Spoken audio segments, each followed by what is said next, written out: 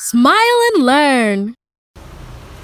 Hi kids! Welcome ulit sa panibagong video po ng atin pong discussion sa atin pong science, which is entitled The Living Things and Their Environment. Alam mo ba, or alam niyo po ba, ang mga function or kagamitan ng atin pong katawan? Okay, very good. Ngayon may ibang bahagi po ng ating katawan na may specific functions. At narito po tayo upang talakayin po ang kanila pong mga ginagawa. Papag-usapan po natin ngayon ang major organs of the human body. Okay? Ito yung mga mahalaga, mabibigat ang kanilang mga gawain sa ating katawan. Ang una po dito ay yung tinawag nating brain. Pero bago po tayo niyan ay atin po munang pag-aaralan yung mga terminologies na ginamit dito. Kagaya po ng cells, tissue, and then organs. Una po, ang ating pong katawan, the human body, is composed of the building blocks. Ang tawag po dito ay building blocks ay cells. Ito po yung bumubuo po sa ating yung mga maliliit na bahagi ng ating pong tinatawag ditong laman.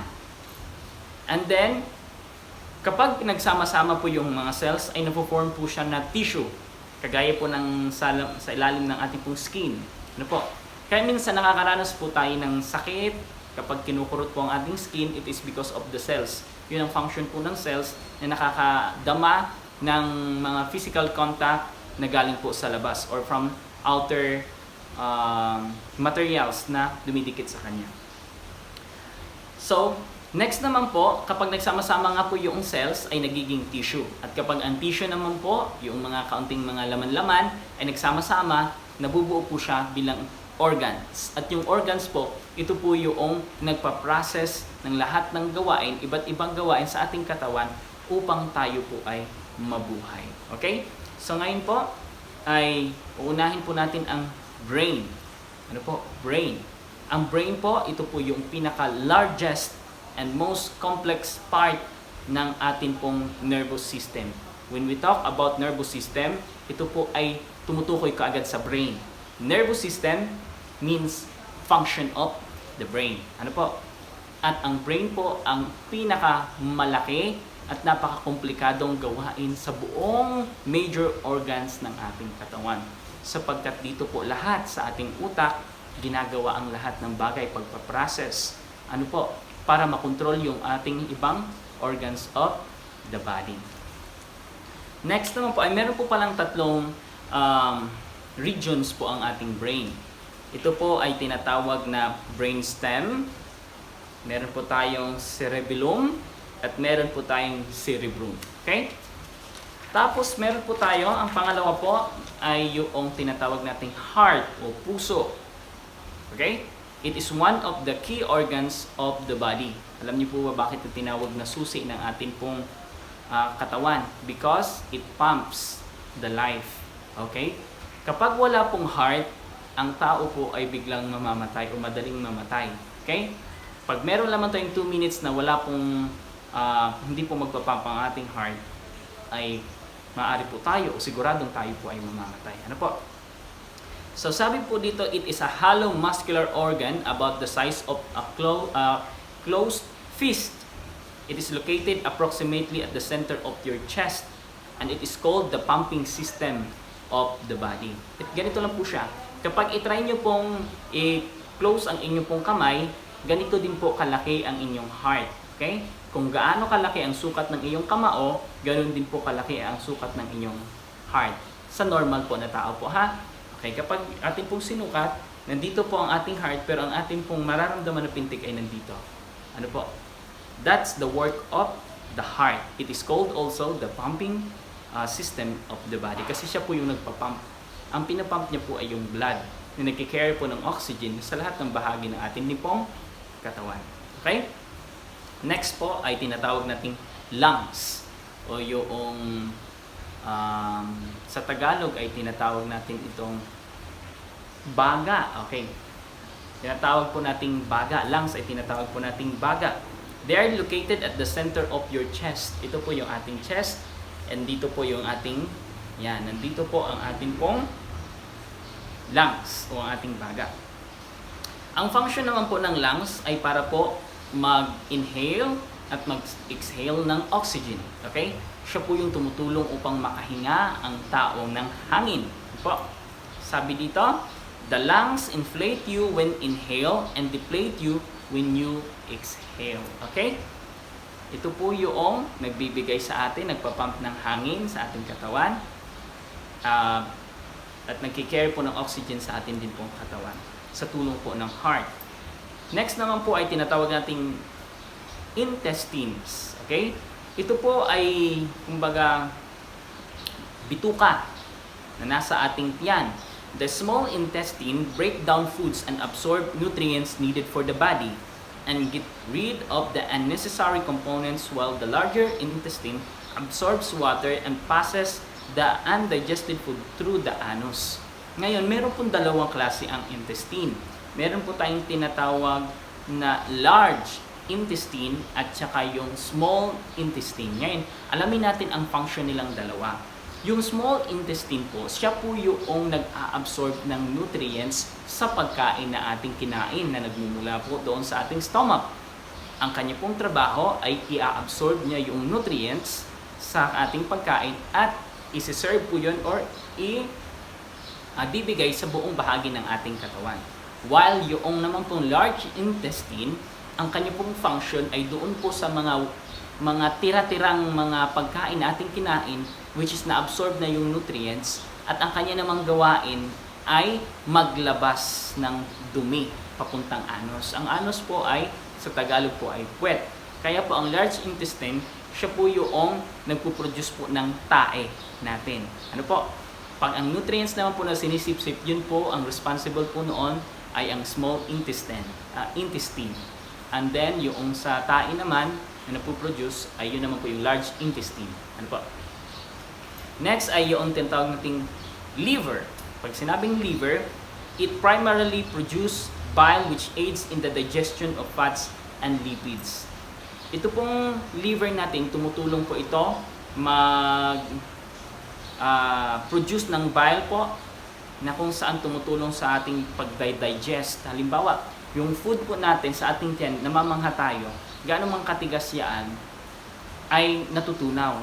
Ang responsible po noon ay yung tinatawag nating liver kasi siya po ay nagre-release ng parang fluids na tutunaw po ng ating pong mga kinakain. At alam niyo po ba, ito po yung sa ating tiyan lamang po ang may pinaka mataas ang acid na kayang tumunaw po ng mga bagay na ating ilalagay doon. Okay? Next po ay yung tinatawag nating gallbladder. It is a tiny organ connected to the liver. Its function is to store the bile produced by the liver. Ito naman pong gallbladder, siya po yung kumbaga istakan ng mga fluid na nanggagaling po doon sa liver. Ang liver yung nagpo-produce ng fluid at yung gallbladder naman po yung taga-salubo. Ano po? Ngayon, next naman po ay yung pancreas. Ang pancreas is an organ that produces hormones that regulate the homeostasis of blood glucose. Produce pancreatic juice which help neutralize the acids in the body. Ngayon, meron po tayong acid sa ating katawan po na maaaring kapag wala po itong magkocontrol dito, ay maaaring mabutas yung ating tiyan. Kasi ay grabe po ang acid ng ating tiyan. Ito pong pancreas, ang kanyang trabaho po ay nagre-release po siya ng juice o ng fluid na kung saan hahalo doon sa fluid na pinoproduce ng liver upang ma-neutralize niya yung acid sa ating katawan. Na hindi tayo minsan nakakabagan tayo because too much acid sa ating katawan, siya po yung nag-neutralize o nagtitimpla upang kumalma yung ating acid na nasa ating katawan. Kaya kung napapansin po ninyo, parang, lalo na pag hindi kayo nakakain, yung ating tiyan ay parang naghihilab. Ano po? Parang naghihilab at parang masusuka ka. Kaya kailangan natin kumain.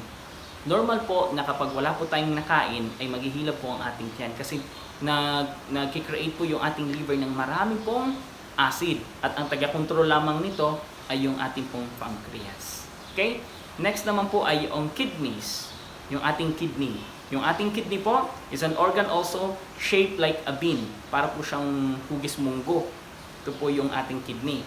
They filter out the urea, the salts, and small amount of water. So ang trabaho po ng kidney ay nagsasala, para po siyang salaan, na anumang iniinom natin ay sinasala niya. Ngayon, ang problema po nito ay kapag ang kidney po natin ay nasira, hindi na po ito babalik pa sa dati niyang kinalalagyan or dati niyang hitsura. Ganito po yun. Paano po sir nasisira yung ating kidney? Kapag tayo po ay kumain ng mga sobrang maalat, kagaya ng chicherya, junk foods, hindi po kaya ay pag-inom ng Coke, o hindi kaya ay isang soft drinks, hindi kaya ay pag-inom ng mga alak na kung saan sinasala po iyon. The more na maraming color po yung iniinom nating liquid, ay mayroon po yung epekto sa ating pong kidney na maaaring ikasira po ng ating kidney. Kaya minsan po tayo ay nadadala sa hospitals at sapagkat tayo ay nahirapang umihi o hindi po kaya ay ang ating ihi ay parang dugo. Okay? Yun din po ang nagsisilbing, kaya minsan po nagkakaroon din tayo ng UTI dahil din po doon sa ating pong maybe lack of water po tayo, kulang tayo sa pag-inom ng tubig, at more tayo sa pag-inom ng mga soda, ng mga C2, ng mga soft drinks, at kung ano-ano pang mga inumin, which is ang pinaka-importante lamang po nating inumin ay water para po ma-maintain po ang ating pong magandang kidney. At alam niyo po ba paano niyo ma-check na kung okay ang inyo pong kidney kapag kayo po ay umihi? Kapag puti po ang ihi ng inyong ihi, ay okay pa po yun. Pero the more na nagko-color, maliban lang kung nagtitake po kayo ng vitamins, ibig sabihin po noon, kayo po ay dehydrated. Kailangan nyo uminom ng maraming tubig. Next naman po, ay tinatawag nating urinary bladder. Ito daw po ay urine is made in the kidneys and travels down to two tubes called ureters to the bladder. The bladder stores urine, allowing urination to be infrequent and controlled. Kapag naka-create na po ng tubig yung ating pong kidneys, ito po yung nagiging ihi natin. Diba? Ito po yung nagiging ihi natin, at bago po yung lalabas ang ating ihi, ay hindi po yung pupunta kaagad sa labas. Meron po siyang isang area na kung saan nandoon na pupunta ang ating ihi. Kaya minsan yung tinatawag nating pantog. Pag hindi tayo nakapaihi, ay sabihin natin, ay ang sakit na ng aking pantog kasi ay hindi nakalabas. Napuno na po yung ating pong tinatawag na urinary bladder at kailangan natin mag-release. Doon po na i-stack ang ating ihi. Kasi pag wala pong urinary bladder, tayo po ay makakaihi na lang diretso ng hindi natin nakokontrol. Ano po? Kaya minsan may mga tao na nakakaihi because may problem po sila sa kanilang urinary bladder. Next po ay yung bones. Bones ay yung mga buto ng tao. Mga buto natin ay may mahalaga pong bahagi sa ating katawan sapagkat sila po ang nagpoprotekta at ang dahilan kung bakit tayo nakakatayo. It is a hard, white tissues that form the skeleton. They are composed of minerals deposited among the network of organic fibers. May mga fibers po tayo na kung saan sa ating katawan, nakakagalaw po tayo, nabibend po natin ang ating katawan, o hindi po kaya nakakapag-exercise po tayo sapagkat meron pong mga tinatawag nating fibers or organic fibers na nakadikit po sa ating bones. At yung ating bones mismo ay nakokontrol po ng ating pong fibers, or which is comes from our brain. Nakokontrol natin kung anong gusto nating gawin. Paprocess po yun sa ating katawan, kagaya nung ginawa ko. Ang gagawin ko, gusto kong mag-hold ng fist, nagagawa ko po, which is comes from the brain. Then, pupunta sa akin pong fibers na nagkukontrol po ng aking bones. Kaya nakakagalaw po ako. Ngunit, kapag ito po, dito, yung fibers dito ay naputol, hindi ko po ito magagalaw. Yun po ang kinalahaga ng fibers at ng bones sa ating pong katawan. Next naman po ay, yung pinakahuli, ay yung muscles. Ito po yung muscles. Yan. Kung yung po mapapansin, ito po yung muscles. Sa atin pa, kapag nagkakatay tayo ng karne or ng baka, ito yung karne. Ito yung laman. Okay? It is made of elastic tissues that functions primarily through contraction and work in pairs. It has three pairs: the skeletal muscle, smooth muscles, cardiac muscles.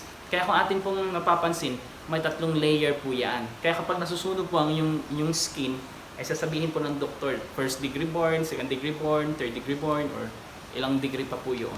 sapagkat ang ating pong muscles ay nahahati po sa bilayer po.